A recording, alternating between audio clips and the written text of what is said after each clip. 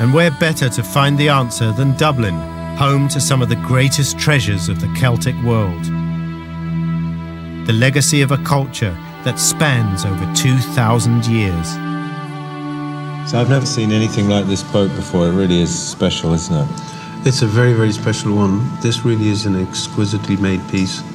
You can see all the fittings of the boat, the oars and the masts. So would you say it was made by a Celt? Well, it was made by a goldsmith working in Ireland. Whether you would call them Celts or not, they certainly wouldn't have called themselves Celts. So why is Ireland seen as a Celtic country? Being Celtic is a good marketing ploy, I think. There is an interest in the Celt and things Celtic, and I think Irish people cleverly capitalise on that. Are you saying that the Celtic identity is elusive, or is it just an illusion? I think it's largely an illusion. So if the Irish aren't Celtic, what are they? Well, Irish is what we have called ourselves for a very long time. No reason to change there then? No. I don't think so, no. Well, maybe European is the next big label that we'll all be embracing.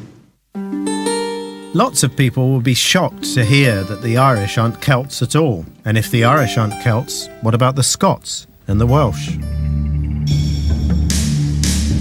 What the archaeology has shown me is that Celticness is about culture, not race. But people still cling on to the idea that they have Celtic genes. I want to nail this down once and for all. If archaeology and language alone can't provide the answers, then maybe DNA can. We find Ireland interesting because we're Irish, we work here, everybody wants to know something about their origins, about the past. Dan Bradley and his team have collected DNA from all over Europe. They were searching for evidence of a genetic link across the Celtic world to see if people migrated from the continent to Britain and Ireland. The results were surprising. What we have here is if you like, a weather map of the genetics of Europe. And if you look at the contour that Ireland gives a signal of, it seems to share a similarity along the Atlantic facade. What it doesn't do is show any particular affinity, it just shows difference moving towards Central Europe. Your genetic evidence seems to sit very well with the Celtic languages, but it doesn't seem to sit well with this idea of this great migration. Yes.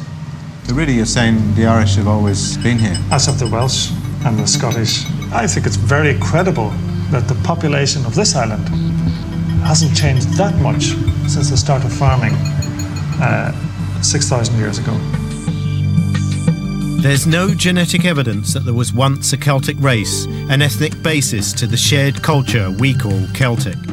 And yet there is a common language link with Europe.